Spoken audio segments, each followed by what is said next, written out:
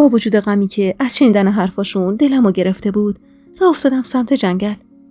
بهرام داشت حرف حقو میزد. شاید فرار کردن و بریدن از اون شهر و آدماش راحت ترین راه ممکن بود. ولی خب درست نبود. بهرام راست میگفت. ترس از دست دادن هما ذره ذره جفتمونو آب میکرد. برخلاف اشتباهی که چند ماه پیش کرده بودم، این بار خودمو سپردم به عقل و درایت بهرام تا ببینم دنیا چه خوابی واسمون دیده. دوستای مهربونم، به کانال داستان‌های عاشقانه با سحر خوش اومدید. اگر تا اینجای داستان رو دوست داشتید، ممنون میشم با لایک کردن و سابسکرایب کردن ما رو حمایت کنید و همینطور با زدن زنگوله کنار اون اولین نفری باشید که از داستان‌های منتشر شده کانال با خبر میشید. و حالا ادامه داستان. من اشتباه کرده بودم. بزرگترین اشتباه زندگیم. اشتباهی که به قیمت زندگی و آینده دخترم تموم میشد. ای کاش زمان به عقب برمیگشت و هیچ وقت به رضا نمیگفتم که هما دختر اونه. هما همین که نگاهش بهم افتاد، سوق زده دستاشو به هم کوبید و گفت مامانی اینجا خیلی خوش میگذره. اصلا دوست ندارم برگردیم خونه. خندیدم و جای معصومو پر کردم. طولی نکشید که احمد و بهرام هم به جمعمون اضافه شدن. احمد همچنان اخماش در هم بود، ولی بهرام خنده به لب داشت. دلنگرون نگاهمو دوختم به احمد که کلافه روی پله ها نشست. بهرام رو کرد به بچه ها و گفت خب دیگه خانم خوشگلا، امروز رو حسابی بازی کنید که فردا میخوایم برگردیم تهرون. واسه ناهارم میخوام یه ماهی کبابی بدم بخورید که انگوش نمونه واسهتون. با غرغرای هما و زهرا غم نشست تو دلم.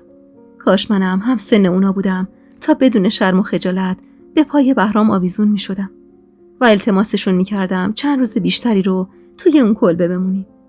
معصوم کنارم وایساد و همون جور که نگاهش به احمد بود کنار گوشم لب زد. خدا نصیب گرگ بیابون نکنه انیس. قیس احمدو ببین چجوری سه گرمه‌هاش در هم شده. به خدا که اونم دلش به این کلبه است. به سادگی معصوم لبخند زدم و راه افتادم سمت احمد. نگاهش به هما و زهرایی بود که سعی داشتم بهرامو راضی کنم بیشتر بمونن. آروم گفتم داداش من راضیم به خدا. مطمئنم بهرام بهترین کارو میکنه. غمزده نگام کرد و گفت من از دست خودم کفریم انیس که چرا کاری ازم بر نمیاد. کنارش نشستم و سعی کردم لبخند بزنم و گفتم داداش اینو نگو. اگه تو نبودی من و هما الان اینجا نبودیم که. تو بودی که من جرأت کردم حرف از طلاق بزنم. تو بودی که مادر نتونست دورم کنه. تو بودی که زیر آبزنیای مریم راه به جایی وا نکرد. سر زد تو چشمام. موهای فرو، ابروهای پرپشت و خط عمیق میون ابروهاش سنشو خیلی بیشتر از چیزی که بود نشون میداد. آروم گفت انیس آبجی، یعنی تو منو بخشیدی؟ خندیدم و گفتم اگه واسه خاطر اون کتکای وقت و بی وقتیه که واسه چه شرونی حسن کفتر باز به هم میزدی، آره بخشیدم. یعنی اصلا به دل نگرفتم که بخوام ببخشم. تو محل ما رو که خوب یادته. اگه دختری روزی یه سیر کتک از داداش و آقاش نمیخورد، روز شب نمیشد. مظلوم سر تکون داد و هرسی لب زد. پسره چش شرون، هنوزم چشمش به تو گیره. به خدا اگه واسه خاطر کمک اون روزش نبود 40 تا دندونشو با هم میریختم تو حلقش. ریس خندیدم و گفتم ببخشید داداش، 32 تا دندون. چپ چپ نگام کرد و گفت خوبه حالا تو هم هی پوزه اون 4 تا کلاس سواد تو به ما نده دیگه. صدای خنده و بازی بچه ها و بهرام لبخند به لبم می آورد. این مرد چی تو وجودش داشت که هر جایی می رفت، هر کاری می کرد، گرد آرامش پخش می کرد تو دل آدما. من اون روز دلمو سپردم به حرفای بهرام تا هر چی صلاح می دونه انجام بده. اون روز یکی از بهترین روزای زندگیم بود. دروغ اگه بخوام بگم ته دلم عین بچه ها بهونه موندن توی کلبه رو نمی گرفت.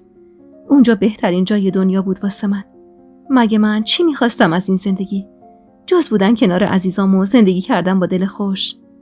من توی همون کلبه نمور و دور از شهر وقتی کنار تنها آدمای با ارزش زندگیم بودم، دنیا به کامم بود.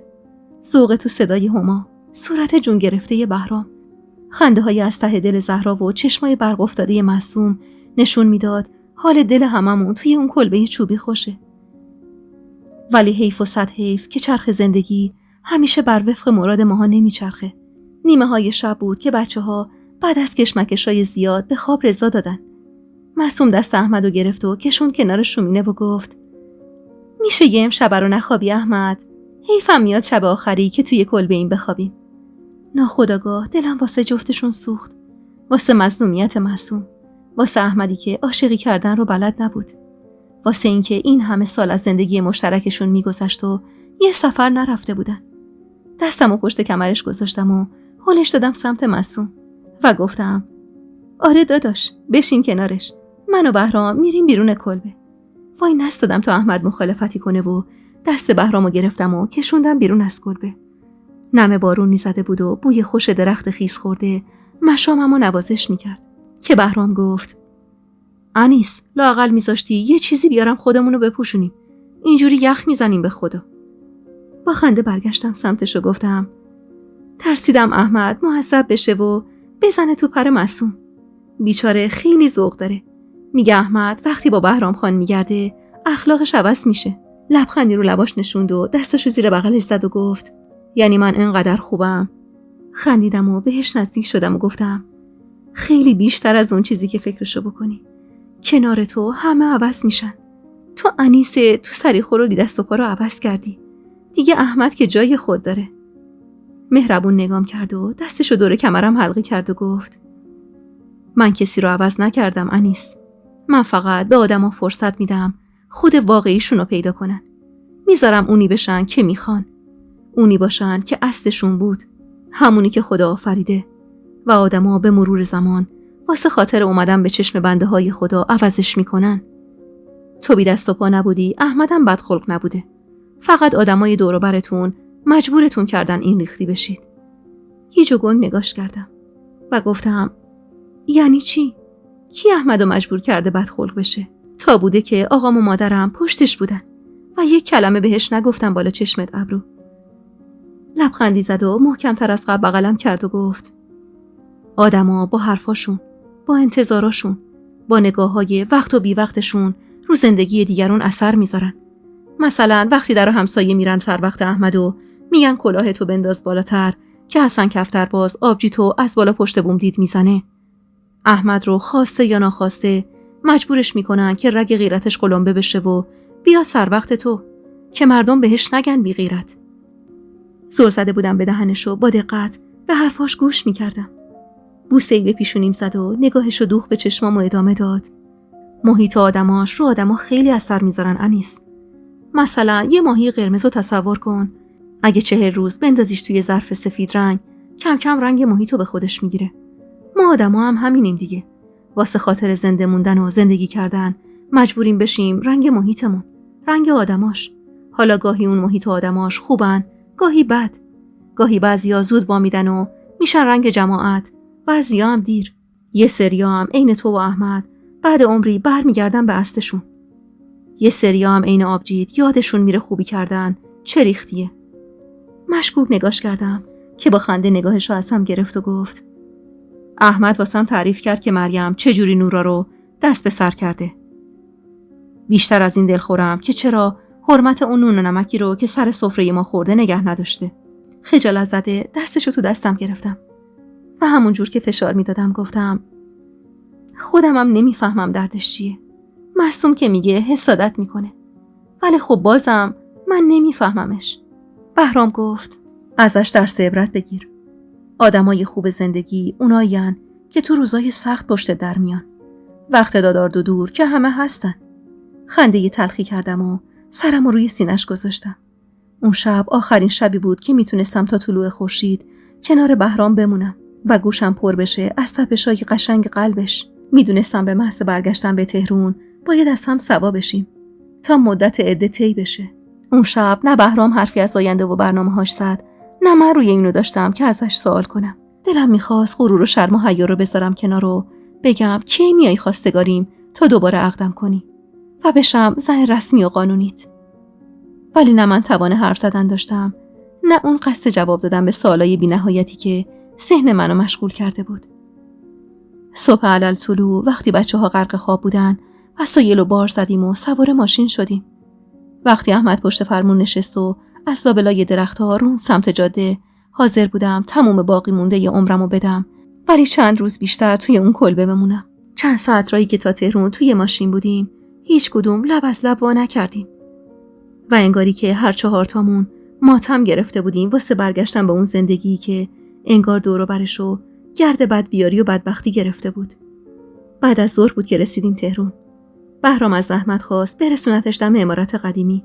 وقتی نگاه میخ شده منو روی خودش دید، خندید و گفت: آخه بدون تو و هما انگار در و دیوار خونه باغ میخوان منو بخورن. با رفتن بهرام و بهونه‌گیری های هما، بغض بدی نشست کنج گلوم. بدتر از اون برگشتم به خونه آقام بعد از طلاق و تحمل حرفای مادرم بود. این که مجبور بودم 3 ماه دیگه هم نیش و کنایه های مریم رو بشنوم و دم نزنم عذابم میداد. وقتی ماشین پیچید تو کوچه خونه آقام، حس کردم هوای نفس کشیدن واسم تنگ شده. احمد با اخمایی در هم ماشین رو گوشه کوچه پارک کرد و ساک دستی‌ها رو از صندوق ماشین بیرون آورد. دست هما رو که چشماش از فرط گریه ورم کرده بود گرفتم و پشت در خونه وایسادم. احمد کلیدشو تو قفل در چرخوند و همه وارد حیاط شدیم. برفای تلمبار شده ی گوشه ی حیاط آب شده بودن و کف حیاط خیس خورده بود. نگاهم روی کفشای ردیف شده توی ایوون خوش شد. صدای خوشوبش مادرم و زنی توجهمو جلب کرد. والا از قدیم گفتن زن و شوهر دعوا کنن، ابلهان باور کنن. صدای شریفه بود. دندونامو با حرص روی هم فشار دادم که مریم در حالی که سینی چای به دست دم آشپزخونه وایساده بود گفت: خدا بخواد برگشتین. میگفتین گاوی، گوسفندی، چیزی جلو پاتون قربونی کنیم. رو ترش کردم و گفتم: این اینجا چی میخواد؟ به تبعیت از من 3 گرمه‌هاشو در هم کرد و گفت: علیک سلام انیس خانم. گفتم: میگم شریفه اینجا چه غلطی میکنه؟ هرسی فاصلش رو با هم کمتر کرد و از بین دندونای چفت شده به همش غرید: تو رو سننه، نکنه مادر باید واسه مهمون دعوت کردنشم به تو جواب پس بده. آوار شدی رو سرشون، 2 قرت و نیمت هم باقیه. عصبی برگشتم سمت احمد که تو آستونه در حیاط وایساده بود و گفتم: داداش مهمون دارن. شریف خانم تشریف آورده دوباره زهر بپاشه تو زندگی. احمد ساکایی توی دستشو انداخت زمین و پاتوند کرد سمت مهمون خونه. معصوم ترسیده چنگی به صورتش زد و من هول زده لبم به دندون گرفتم. در مهمون خونه که با شدت به دیوار پشتش کوبیده شد، چشمامو از ترس روی هم گذاشتم. احمد داد میزد: چه خبره اینجا؟ کی میخوای دست از سرمون برداری؟ خیال کردید واسه خاطر راحتی انیس رضایت دادم یعنی همه چی خلاص شد؟ نه خیر هاش خانم، پسرت باید از رو نعش من یکی رد بشه تا بتونه انیس رو برگردونه به اون خونه. یالا برید بیرون، یالا.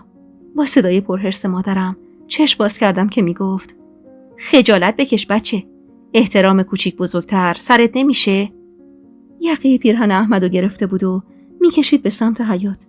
احمد در حالی که نگاهش هنوزم به اتاق بود داد زد: خجالت رو این زن باید بکشه که با وجود تمام ظلم و ستمایی که به انیس کرده بازم روش شده پاشو بذاره تو این خونه. من تمام خجالتامو اون روزی کشیدم که آبجیمو، ناموسمو واسه خاطر حرفای تو و دختر بزرگت به زور انداختم توی خونه این نامسلمونا. خجالتو تو باید بکشی ننه، تویی که یه جور رفتار کردی که دختر آبستنت جرأت نکنه بهت بگه بچه داره و پناه ببره به یه مرد غریبه. خجالتو مریم باید بکشه که چشم دیدن خوشبختی خواهرشو نداشت و هر کاری کرد که از بهرام جداش کنه. من چرا خجالت بکشم؟ خجالت بکشم از این که پشت ناموسمم که نمیذارم خار به پاش بره؟ نه خیر ننه، من سرم بالاست. شماها باید سرتون رو بندازید پایین واسه خاطر کارایی که کردید. نفهمیدم کی صورتم غرق اشک شد. نفس عمیقی کشیدم و دست هما رو تو دستم فشار دادم. احمد پیرهنش رو از تو چنگ مادرم که بهت زده نگاش میکرد بیرون کشید و از پله‌های ایوون اومد پایین. صورتش از حرص به کبودی میزد. پشت به مادرم چش دوخت به چشمام و انگشت اشاره‌ش رو بالا آورد و گفت: به خداوندی خدا قسم، اگه یک بار دیگه، فقط یک بار دیگه این زن یا یکی از خانواده‌اش رو توی این خونه ببینم، بار و بندیلمو جمع میکنم و میرم. رنگ رخ مادرم که اینه گچ سفید شد، فهمیدم احمد دست گذاشته رو نقطه ضعفش. احمد با حرص رفت و در حیاطو به هم کوبید. با رفتنش از ترس چشم قوره های مادرم و مریم پناه بردم به اتاقم. بیچاره هما ترسیده کس کرده بود گوشه اتاق و اشک میریخت. غمزده کنارش نشستم و گفتم مامان فدات بشه. چرا این دونه های مروارید تو حروم میکنی؟ در حالی که حقیق میکرد سرش رو از روی زانوهاش بلند کرد و گفت من این خونه رو دوست ندارم مامان. دلم میخواد برگردیم خونه خودمون پیش بابایی. سرش رو تو بغلم گرفتم و به سینم فشار دادم و گفتم میریم مامان جان، به زودی میریم. سعی میکردم به هما دلداری بدم، ولی اون لحظه خودم بیشتر از هر کسی به دلداری نیاز داشتم. با صدای بسته شدن در حیاط و پشتبندش غرغرای مادرم از جا بلند شدم. باید از خداشم باشه. کی حاضر عروسی رو که پاشو به دادگاه و شربونی باز کرده دوباره قبول کنه؟ والا نمیفهمم تو این کله پوکش چی میگذره. آخه دختر، کی زن بیوه با یه بچه میگیره که تو اونقدر ادا میریزی؟ هرسی از حرفای مریم در اتاقو باز کردم و دویدم وسط حیاط و گفتم تو چرا هرس میخوری؟ دردت چیه؟ چی به تو میرسه آخه؟ مریم با وحشت برگشت سمتم. کارد به استخونم رسیده بود. بس بود هرچی ساکت نشستم و نگاهشون کردم و گفتم تو خواهری مثلا؟ کدوم خواهری اینجوری چوب لای چرخ زندگی خواهرش میکنه؟ کدوم خواهری عین تو چشم دیدن خوشبختی خواهرشو نداره؟ همونطور که اخماشو در هم کرده بود حمله کرد سمتم و گفت ای بی چشم رو، من چشم دیدن تو رو ندارم؟ کم روزایی که عرضه نداشتی شوهرتو بکشونی تو رخت خوابت بهت درس دادم؟ تو دماغت هم نمیتونستی بکشی بالا، من آدمت کردم. خنده عصبی کردم و گفتم آره راست میگی، تو خواهر خوبی بودی، ولی تا وقتی که من غرق بدبختی بودم. تو کنارم بودی چون بیچاره و بی‌نوا بودم. همچین که حس کردی یکی یه ذره بهتر از شوهرت اومده تو زندگیم، شاخکات تیز شد که نکنه انیس خوشبخت بشه. ده آخه لا مروت، چه فرقی به حال تو میکنه من زن رضا باشم یا زن بهرام؟ والا به خدا که کم از قبل بهرام نخوردین. جای این که سنگ اون بی‌نوا رو به سینه بزنی، سنگ پسر شریفه رو به سینت میزنی. جز بدبختی من چی آیدت میشه؟ مادرم عصبی چنگی به بازوم زد و گفت صدا تو بیار پایین دختری بی حیا، کل محل خبر شدن. هرسی دستم و از تو چنگش کشیدم بیرون و گفتم اصلا میخوام بی حیا باشم، میخوام بی چشم و رو باشم. مگه با یه عمر با حیا بودن و چشم و گوش بسته‌ای چی گیرم اومد جز بدبختی؟ بس هرچی واسم تصمیم گرفتین، به خدای احد و واحد دیگه نمیذارم واسه زندگیم تصمیم بگیرین. اگرم زیادی به پر و بالم بپیچین دست بچه‌مو میگیرم و میرم یه جایی که دست کسی بهمون نرسه. نذاشتم هیچ کدومشون لب از لب با کنه و برگشتم تو اتاقم. شب که آقام از حجره برگشت بالاجبار از پناهگاه هم زدم بیرون. چند ساعتی میشد که مریم به حالت قهر از خونه رفته بود و صدایی جز قلقل صدای سماور مادرم شنیده نمیشد. آبی به دست روم زدم و راه کج کردم سمت مهمون خونه. احمد کنار آقام نشسته بود و با چرتکه به حساب کتاب حجره رسیدگی میکرد. مادرم و معصوم درگیر پهن کردن سفره شام بودن. سر به زیر تقی به در زدم و سلام دادم. جواب سلام گرم و صمیمی آقام نشون میداد مادرم هنوز موفق نشده ماجرای جر و بحث سر شب و واسش بازگو کنه. گوشه سفره نشستم. مادرم همون جور که کفگیر رو پر دم پختک میکرد رو کرد به آقام و گفت حاجی، میگم عصری شریفه خانم اومده بود واسه پادرمیونی. زیرکی چش دوختم به احمد که دستش روی مهره های چرت خشکیده بود. آقام گفت حرف حسابش چی بود؟ والا میگفت رضا پشیمونه و تا عده سر نیامده برگردن به هم دیگه. واسه هما هم اینجوری بهتره. ننه باباشو با هم داره. با آوردن اسم هما بند دلم پاره شد. نگاهم میخه مایه در همه آقام بود. احمد عصبی چرتکه‌ای توی دستش رو زمین کوبید. آقام با اشاره دست بهش فهمون حرفی نزنه. تن و بدنم شروع کرده بود به لرزیدن که آقام گفت به همین راحتی خانوم؟ زد یکی یه دونه پسرم و ناکار کرد، حالا دوباره بیاد بشه دوماد این خونه؟ مادرم کفگیرش رو توی بشقاب گذاشت و رو کرد به آقام و گفت حاجی، تو دعوا که حلوا خیرات نمی کنن آخه. جوونه عصبی شده. خدا رو شکر که به خیر گذشت. من میگم شریف خیلی هم بیراه نمیگه. این بچه گناه داره. حقش نیست بره زیر دست زن بابا. احمد عصبی پرید میونه حرفش و گفت قرار نیست بره زیر دست زن بابا. هما تا ابد ور دل انیس میمونه. مادرم رو ترش کرد و گفت پسر، شریفه و پسرش که من و آقات نیستیم با 4 تا داد و هوارت بگیم چشم هرچی تو گفتی. والا قانون پشتشونه و میگه رضا که آزاد شد میاد دخترشو میبره. آقام بی توجه به کلکلشون نزدیک سفره شد و گفت بس دیگه، نمیخوام حرفشو بشنوم. تصمیمش پای خود انیس. با حرف آقام انگار بار سنگینی که روی شونه هام بود برداشته شد. دکمه های کت مشتری رو با دقت کوک زدم و نخ اضافهش رو با دندون گرفتم. اکرم خانم اون سر اتاق درگیر کشیدن الگوی پیراهن عروسی دختر خواهرش بود. از پشت چرخ بلند شدم و همونجور که کش و قوسی به بدنم میدادم گفتم اکرم خانم، من کارم تموم شده. میشه نیم ساعت زودتر برم؟ زیر چشمی نگام کرد و گفت فکر نکن حواسم نیستا. 1 ساعتم دیر اومدی، ولی خب شانس آوردی، دستت تنده، خوب کار میکنی. مزد هفتگیتم از پشت قاب عکس آقام بردار. سوق زده مزدمو تو چنگ گرفتم. رو سریمو سر کردم و از خونه اکرم خانم زدم بیرون. 3 ماهی میشد که ور دستش کار میکردم. توی این 3 ماه شاید سر جمع 3-4 باری بهرامو دیده بودم. اونم نه خونه آقام، بیرون از خونه، تو مسیر دانشگاه. گاهی ته دلم خالی میشد که نکنه پشیمون شده و دیگه خاطرمو نمیخواد. فقط 1 هفته دیگه از این عده نحس مونده بود. نگاهم که به در نیمه باز خونه صابریا افتاد، قدمامو تند کردم. از اون روزی که احمد واسه مادرم خط و نشون کشید، دیگه شریفه رو ندیدم. اما حرف و حدیث در و همسایه به گوشم میرسید که شریفه هر جا نشسته میگه این دختره پاش به دانشگاه باز شده و دیگه به درد زندگی نمیخوره. خوب یادمه وقتی حرفای شریفه به گوش مادرم رسید، خون جلوی چشماشو گرفت. و اگه به خاطر احمد نبود، هر جور شده بود راه رفتم به دانشگاهمو واسم سد میکرد. میدونستم دلیل این حمایت‌های احمد از درس خوندنم فقط و فقط حرفای بهرام بود. وگرنه هنوزم ته ته فکر احمد زن نیازی به درس خوندن نداشت. مزد هفتگیمو تو چنگم گرفته بودم و تو خیالم 2 تا 4 تا میکردم ببینم این بار چیا میتونم بگیرم و چقدرشو میتونم پس انداز کنم. که از خم کوچه که گذشتم جلوی در خونه آقام چشمم خورد به قامت مردی که یه لنگ پا وایساده بود. ناخودآگاه رو سریمو جلوتر کشیدم و قدمامو آهسته‌تر برداشتم. پیراهن سفید، شلوار خوش‌دوخت و موهای روغن زده‌اش عجیب به چشمم آشنا بود. صدای پاشنه کفشامو که شنید برگشت سمتم. نگاهم که به چشماش افتاد بند دلم پاره شد.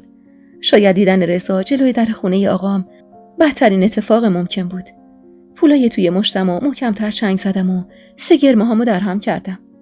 نگاه خیره‌ای به سر تا پام انداخت و گفت به به خانم معلم، چه نونوار شدی؟ عقر بخیر. کجا بودی با این ریخت و قیافه؟ بدون اینکه خودمو ببازم دستی به لبه کتم کشیدم و از کنارش رد شدم. از این بی‌اعتناییم کفری نفسشو بیرون داد. با دستای لرزون کلید در حیاطو از تو جیب کتم بیرون کشیدم و سعی کردم تو قفل در بچرخونم که گفت نمیخوای بهم خوش آمد بگی؟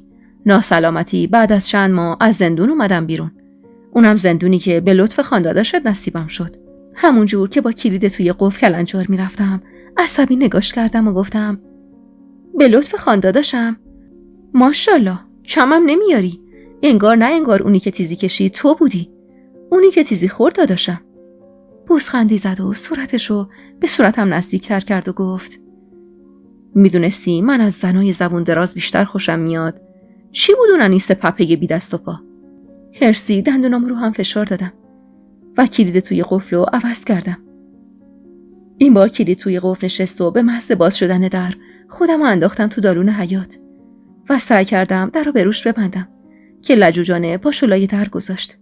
ترسیده پشت سرم رو نگاه کردم که مبادا احمد خونه باشه و دوباره اتفاق بدی بیفته. با خنده چندشی گفت چرا فرار میکنی خانم معلم؟ من همونم که یه روز واسه خاطرش موهاتو طلایی کردی. به این زودی یادت رفته؟ با یادآوری اون روزا و بلاهایی واسه خاطر به دست آوردنش سر خودم آورده بودم، نفرت و کینه همه وجودمو گرفت. با پاشنه کفشم روی پاش کوبیدم و به محض اینکه از درد پاشو عقب کشید در رو با شدت به هم کوبیدم. از پشت در صداش میومد که میگفت یکم رو بهت دادم وحشی شدی. نیومدم تو رو ببینم که اینجوری جفتک میندازی. اومدم دخترمو ببرم.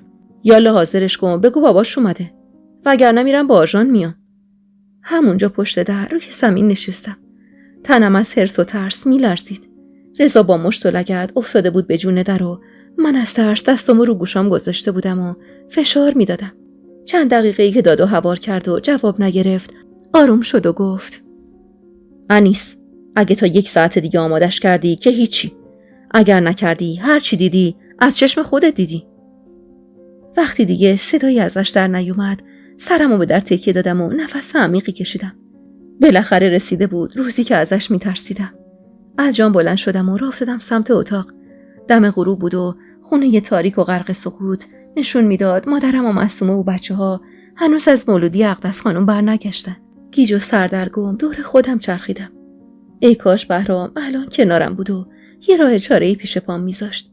من به تنهایی از پسش بر نمی اومدم. توی تاریکی اتاق کس کرده بودم و با آینده هما فکر میکردم که با صدای مادرم از فکر بیرون اومدم که میگفت: انیس برنگشتی هنوز؟ پاهم از بی‌تحرکی گز میکرد و چشمم از شدت گریه سیاهی میرفت. به زور افتادم سمت حیاط و در حالی که نور چراغ حیاط چشممو میزد گفتم: من اینجام. چقدر دیر برگشتید؟ همو با ذوق پرید بغلم و نگاه مادرم و معصوم همزمان میخ چشمای سرخ از اشکم شد که معصوم گفت: خیره انشالله. چشمات چرا کاسته خونه انیس؟ نفس عمیقی کشیدم تا جلوی چشم نگران هما بغضم تبدیل به اشک نشه و با صدای گرفته گفتم: پیش پای شما رضا اینجا بود. دیگه نیازی نبود حرف بزنم. معصوم که لب به دندون گرفت و دست مادرم که با ترس روی گونش نشست نشون میداد رنگ رخم خبر از سر درونم داده. معصوم همونجور که دست هما و زهرا رو گرفته بود میکشون سمت اتاق خودشون و میگفت: یالا بری تو اتاق ببینم دخترا. مادرم روی پله های ایوون نشست و گفت: حالا چه خاکی تو سرمون بریزیم؟ چشمامو با درد روی هم فشار دادم و گفتم: مادر گفته 1 ساعت دیگه میاد سراغش. من چطوری پاره تنمو بفرستم تو خونه اون زن؟ مادرم سرشو با تأسف تکون داد و گفت: نمیخوام نمک رو زخمت بپاشم ولی اون روزی که من میگفتم برگرد بهش این روزا رو میدیدم. شما جوونا که تا نوک دماغتونم به زور میبینید. معصوم در حالی که رنگ صورتش به سفیدی میزد خجل نگاهم کرد و گفت: انیس چقدر از اون 1 ساعتش گذشته؟ کلافه شونه‌ای بالا انداختم و گفتم: نمیدونم معصوم، من الان هیچی سرم نمیشه. ترسیده لبای خشکشو با زبون تر کرد و گفت: میترسم سر و کله احمد پیدا بشه دوباره با هم گلاویز بشن. غمزده نگاش کردم. دلم گرفت از اینکه گرد زندگی پرپیچ و خم من به تن زندگی اونا هم نشسته بود و ترس و نگرانی دست از سرشون بر نمی داشت. مادرم گفت: دیگه نمیشه کاریش کرد دختر، باید بدی ببرتش. پدرشه، حق داره. عصبی صدامو انداختم پس کلم و گفتم: چی رو پدرشه؟ اون روزایی که من از ترس انگ بدنومی شریف شال میپیچیدم دور شکمم پدرش نبود؟ روزایی که با اون زنی که یه بیشرف خوشخوشانش بود یادش نبود زن و بچه داره؟ حالا که زنش ولش کرده و یه بچه علیل افتاده رو دستش یادش افتاده پدر هماست؟ شما دیگه این حرفا رو نزن. شمایی که دیدی با چه خون دل خوردنی بچه‌مو بزرگ کردم. از شدت حرص و عصبانیت بدنم میلرزید و صورتم خیس از اشک بود. معصوم کنارم وایستاد و دستشو گذاشت روی شونم. اون لحظه دلداری و غمخواری کسی آرومم نمی‌کرد جز بهرامی که نبود و نمیدونستم دلیل نبودنش چیه. با صدای زنگ در حیاط و یا الله گفتن آقام، مادرم و معصوم چادرشون رو جلو کشیدن و من همون جور که اشک میریختم چش دوختم به دالون در. اخمای درهم احمد نشون میداد دلیل یا الله گفتنای پی در پی آقام حضور رضاست. آقام رو برون وایستاد و همون جور که تسبیح شلای انگشتاش میچرخوند گفت: میدونی که واسه چی اومده؟ 1 هفته از زمان عدتون مونده، تصمیم با خودت انیس. میتونی هما رو تنها بفرستی بره، میتونی خودت هم باهاش بری. با جمله آخر آقام قطره اشکی چکید روی گونم. نه دلم رضا میداد دخترم و پاره تنم و بسپارم دستش، نه عقل و دلم هیچ کدوم قبول میکرد برگردم کنار مردی که با اون خفت و خاری تنهام گذاشته بود. و الان به جز تنفر هیچی توی وجودم نسبت بهش نداشتم. من اون همه جون نکنده بودم که دوباره بشم زن رضا. با اون همه بدبختی بچه‌مو بزرگ نکردم که 2 دستی تقدیمش کنم به رضا. نگاه منتظر و خیره رضا رو که روی خودم دیدم، 2 دل گفتم آقا جون، میشه ازش بخواید یه امشب رو به هم فرصت بده؟ میخوام فکر کنم و یه تصمیم درست بگیرم. آقام لبخند مهربونی زد و گفت فکر کنم این 5 سال دست تنها بچه به دندون گرفتنه ارزش یه شب فرصت رو داشته باشه رضا خان. رضا دست با چه تکونی خورد و سورکی خندید و گفت بله حاجی، البته. پس من فردا صبح میام. آخه میخوام هر چه زودتر برم خونه جدیدی که آقام واسم گرفته. ناخودآگاه یاد حرف معصوم افتادم که میگفت شنیده حاجی صابری رو پا شده. اون شب آخر احمد خیلی سعی کرد مجابم کنه واسه فرار، ولی من آدم دل کندن و رفتن نبودم که ای کاش بودم.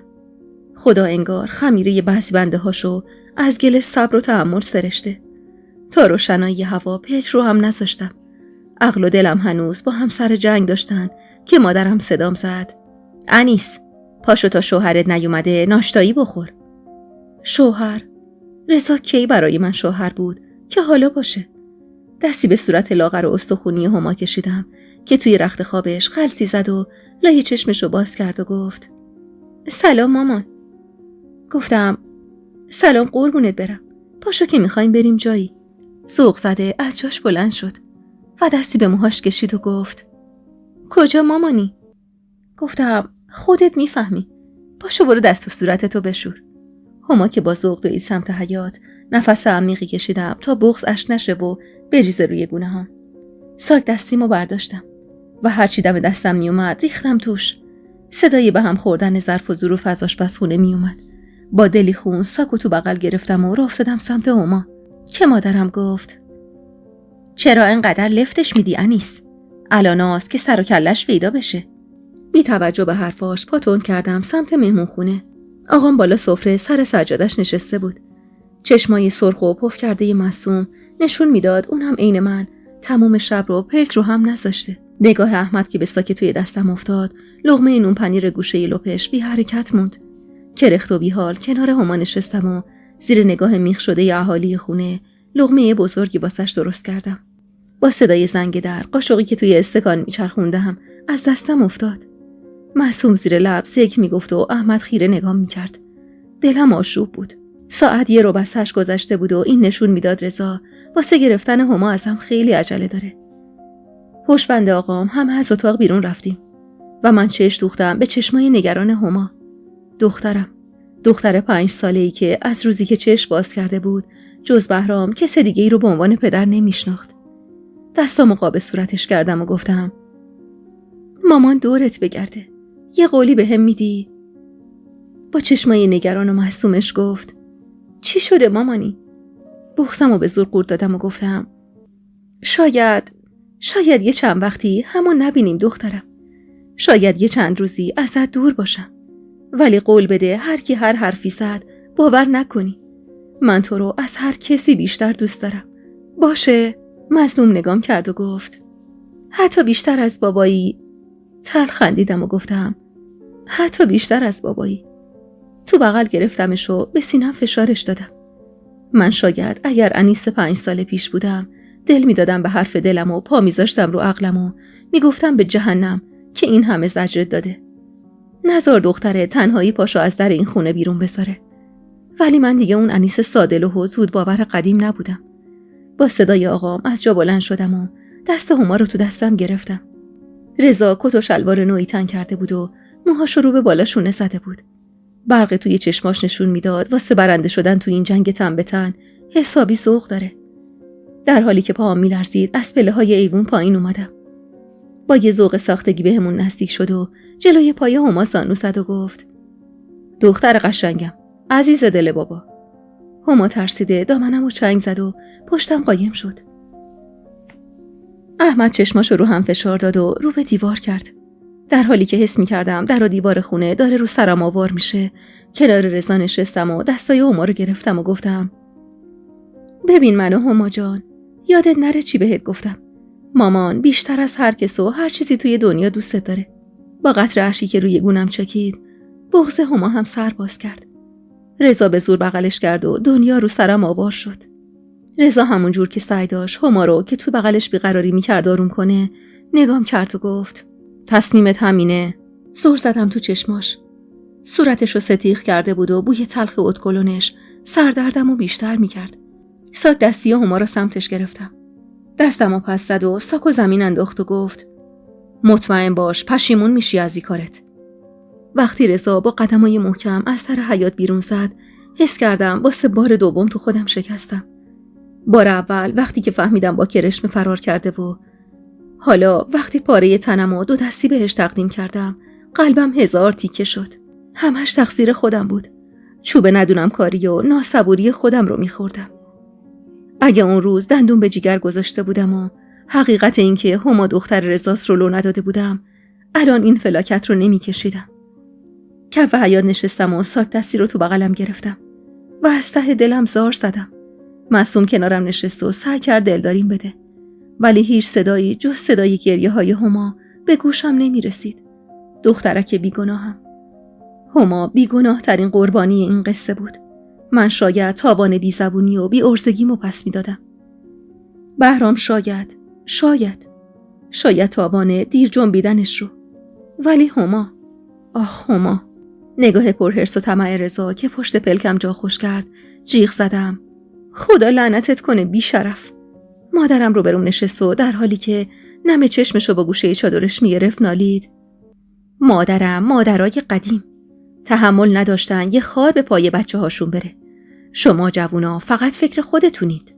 اگه حالم جاش بود، اگه دلم خون نبود از رفتن هما داد میزدم سرشو میگفتم تو خودت به تنهایی باعث و بانی این ماجرایی. تو خودت یه تنه زندگی منو نابود کردی و حالا دم از مهر مادری میزنی. احمد دستشو انداخت زیر بغلم و با کمک معصوم همراهیم کردن تا رو پا وایسم و آروم زیر گوشم گفت انیس به حرفای مادر گوش نکن. بهترین کارو کردی. خوبه که نذاشتی رضا برنده بشه. به‌زده نگاش کردم. برنده؟ ما جفتمون بازنده این میدون بودیم.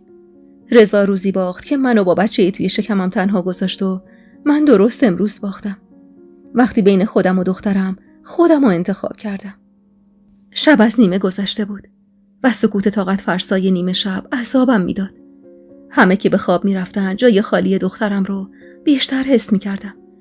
3 روز از رفتن پاره تنم میگذشت و من عین مرغ سرکنده یه لحظه آروم و قرار نداشتم. نه لب به چیزی میزدم نه پامو از اتاق کوچیک و تاریکم بیرون میذاشتم. احمد به محض برگشتن از حجره به دیدنم میومد و معصوم جای خالی خواهر غمخوار رو واسم پر میکرد. گوشم پر بود از صدای گریه های لحظه آخر هما. خدایا تا کجای زندگیم قرار بود زجر بکشم. فکر کردم به هما و خواب و خوراکش. خواب از چشمم رو بوده بود.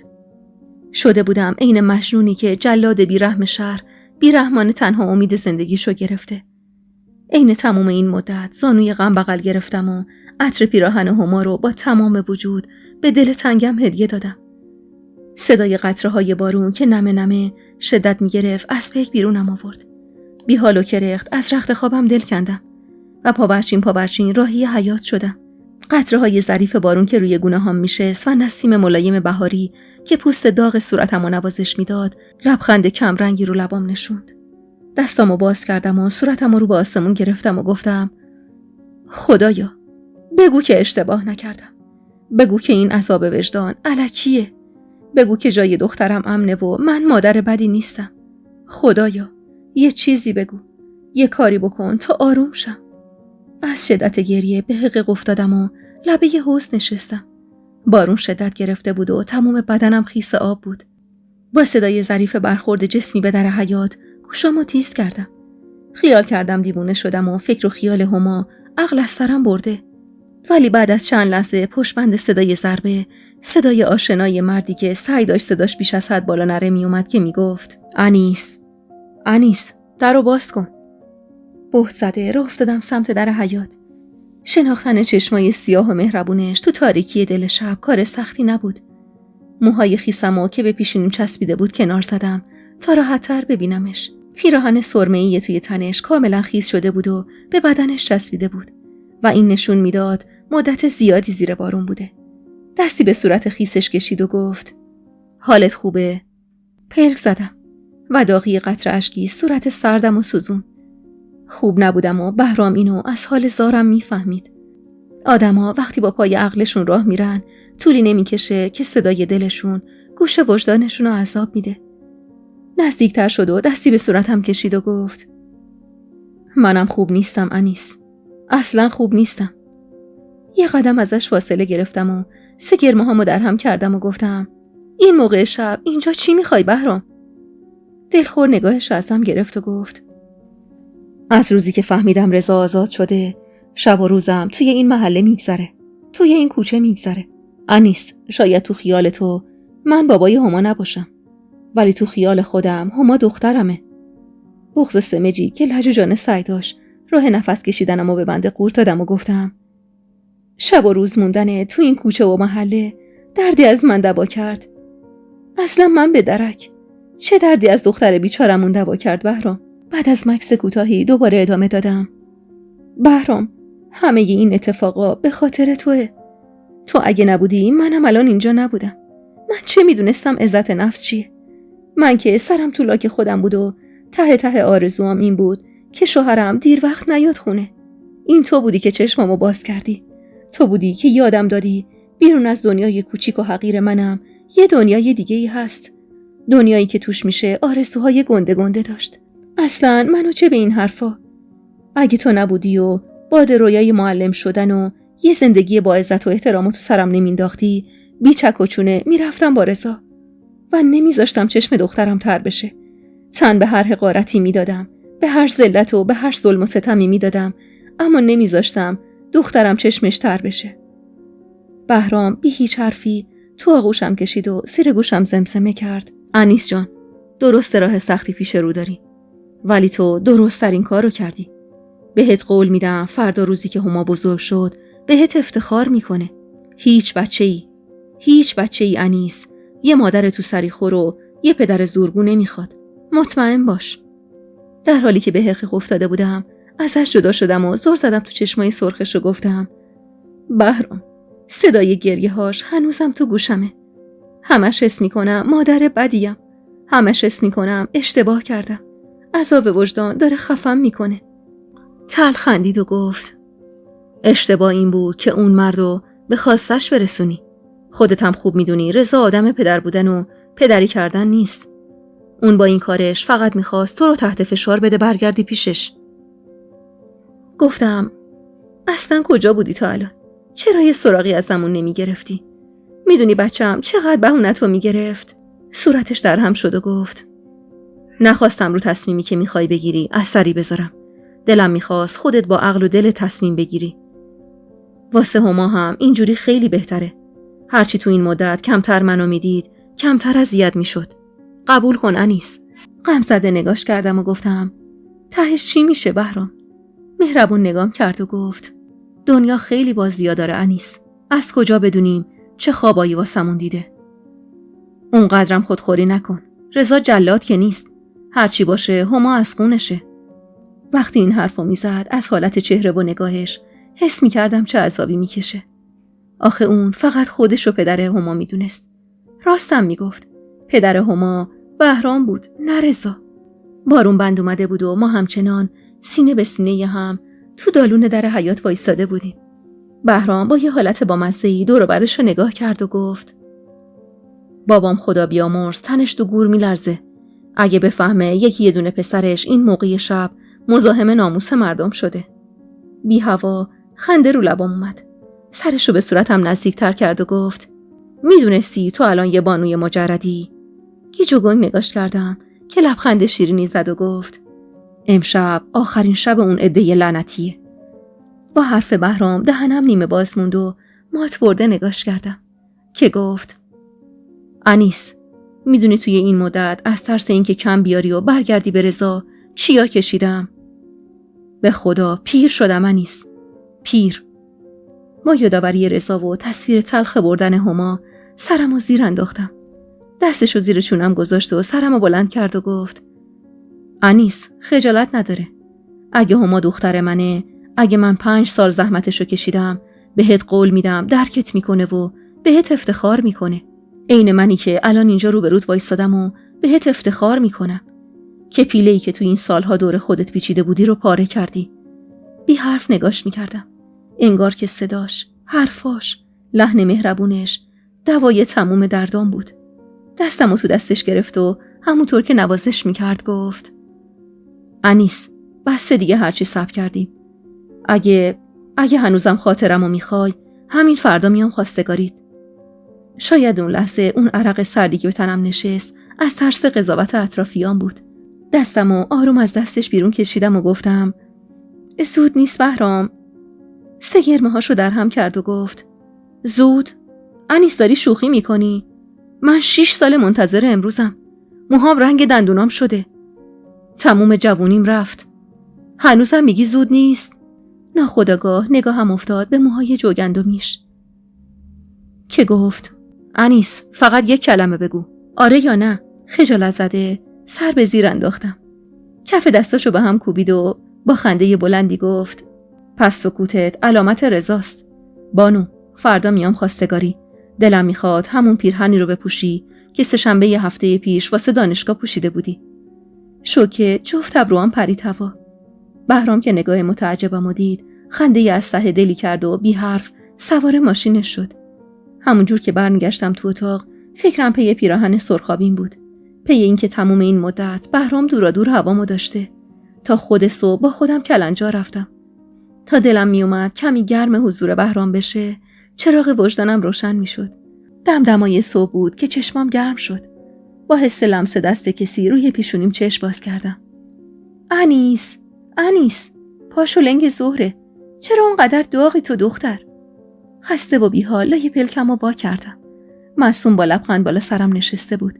گلوم میسوخت و تمام بدنم درد میکرد. که گفت: پاشو ببینم، بهرام خان اومده، تو هنوز خوابی دختر؟ اگه معصوم این حرفو نمیزد خیال میکردم تمام اتفاقای دیشبم یه خواب بوده.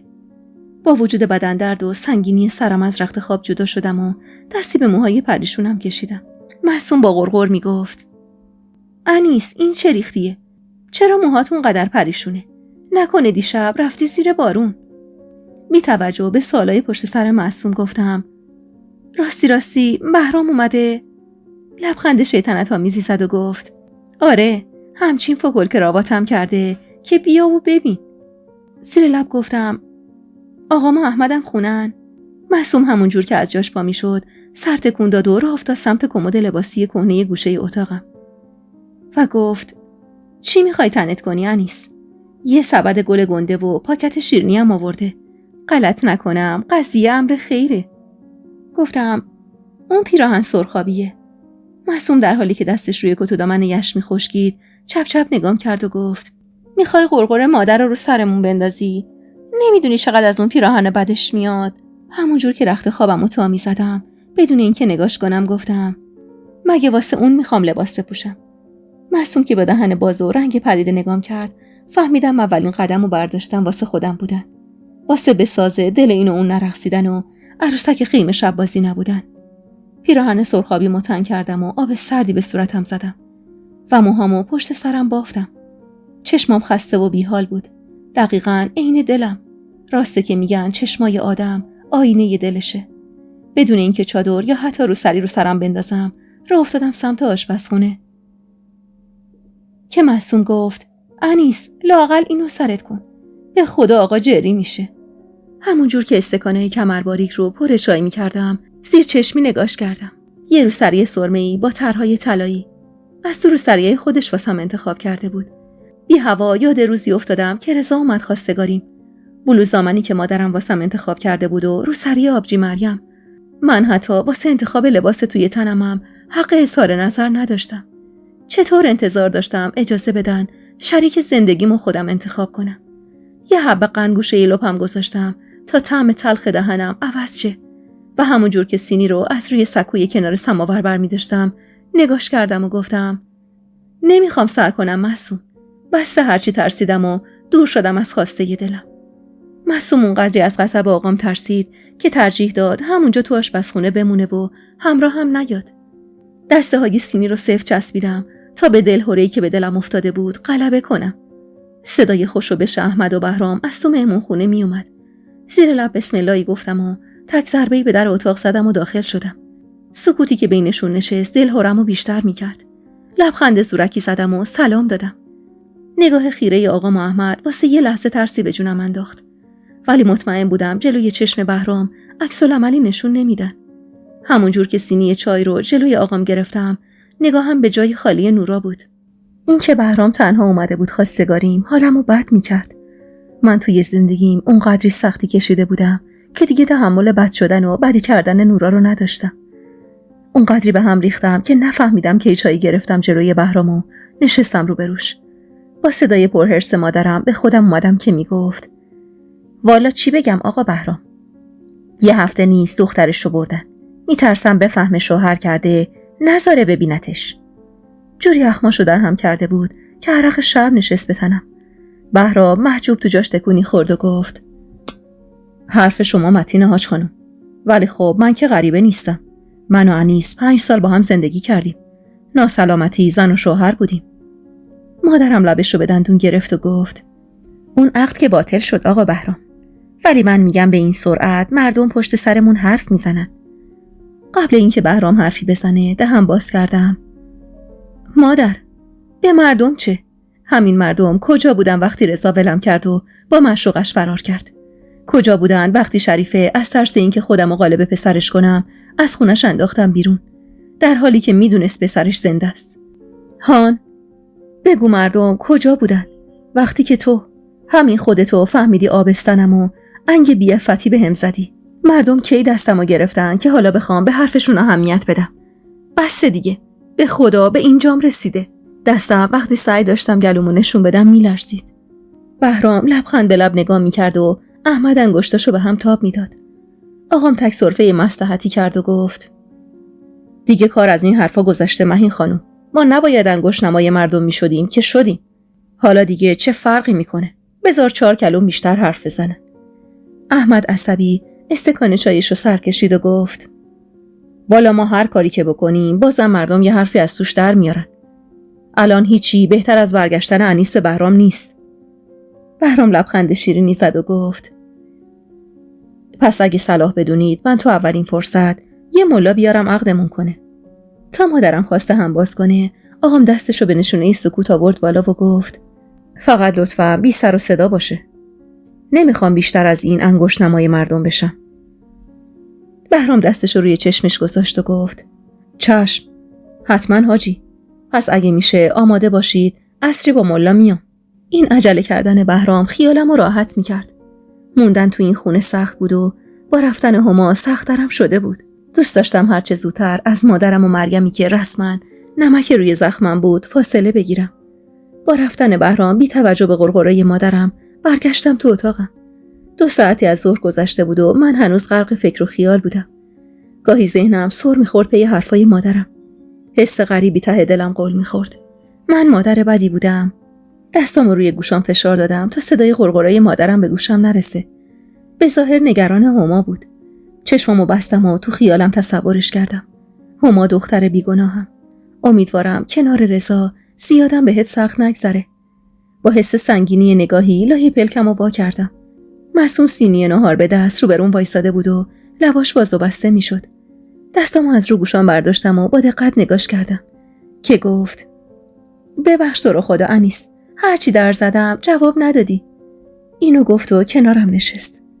نگاهم میخ خورشت قیمی توی بشقاب و سیب زمینیای نیمه پخته کنار خورش بود که بشقاب پلویی دستم داد و گفت: این آخرین نهار مجردیته ها. لبخند زدم و بشقابو ازش گرفتم. در کمال تعجب بشقاب پلویی واسه خودش کشید و بی خیال چند قاشق قیمه روش ریخت و وقتی نگاه متعجب منو دید خندید و گفت: هان، چیه؟ مهمون نمیخوای؟ خواستم آخرین نهار مجردی تو کنارت باشم. مشکوک تای ابرومو بالا دادم که قاشقشو تو بشقاب انداخت و گفت: خب باشه، تسلیم. احمد گفته تنهات نذارم تا عصر. سرشو به گوشم نزدیک کرد و با یه حالت بامزه‌ای ادا در آورد: میترسه مهین خانم جادو جنبلت کنه، پشیمون بشی از قبول کردن بهرام خان.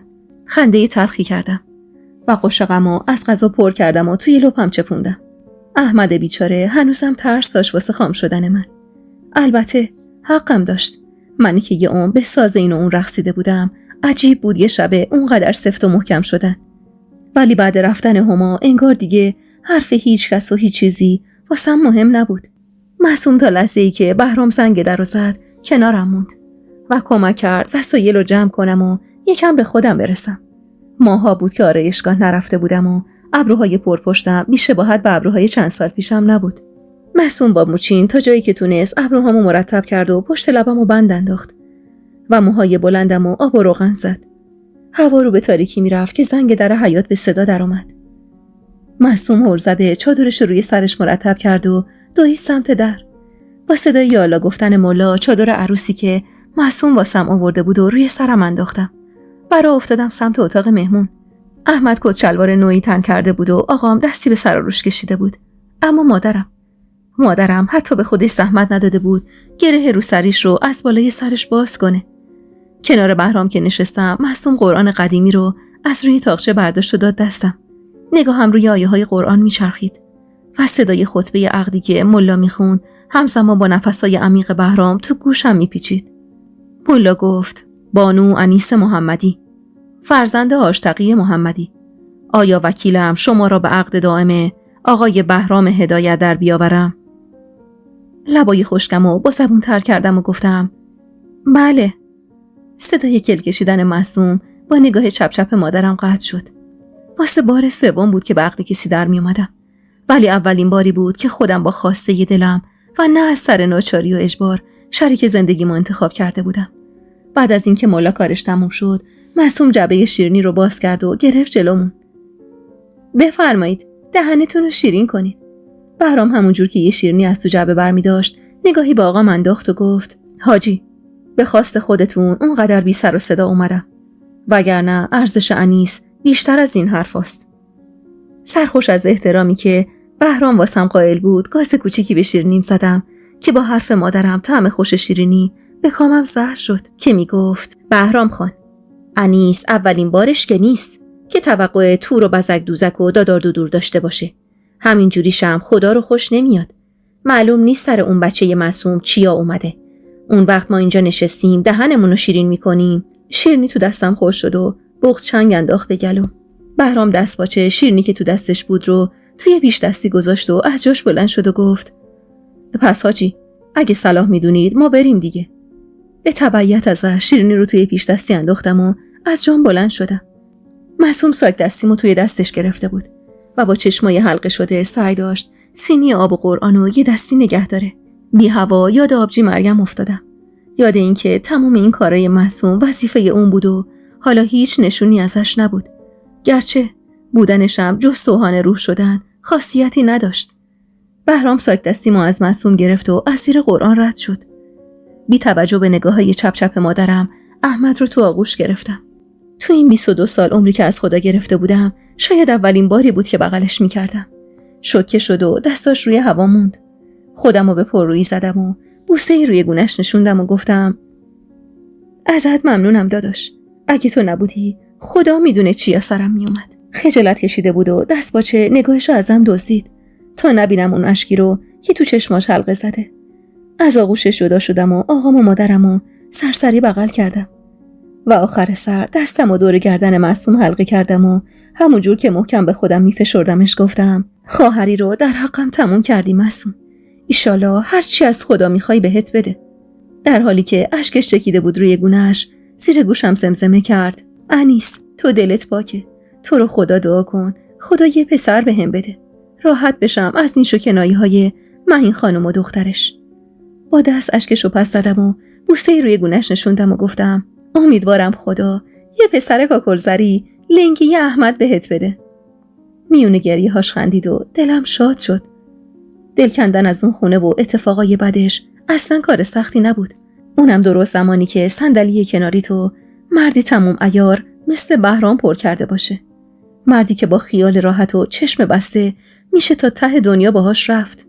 روی صندلی جلو که جا خوش کردم، بهرام همونجور که سویچ ماشینو میچرخوند برگشت سمتم و گفت: چشمات چرا خیس خانومم؟ نکنه پشیمون شدی؟ دماغمو صدادار بالا کشیدم و همونطور که میخندیدم گفتم: بهرام، تو تنها انتخابی هستی که گمون نکنم هیچ وقت ازش پشیمون بشم. سوق زده پاشو روی گاز فشار داد و من نگاهم به قطره‌های آبی بود که از کاسه گل سرخی معصوم به شیشه‌های ماشین پاشیده شد. از کوچه باریک و قدیمی که می‌گذشتیم نگاهم به در بسته خونه صابریا بود که بهرام گفت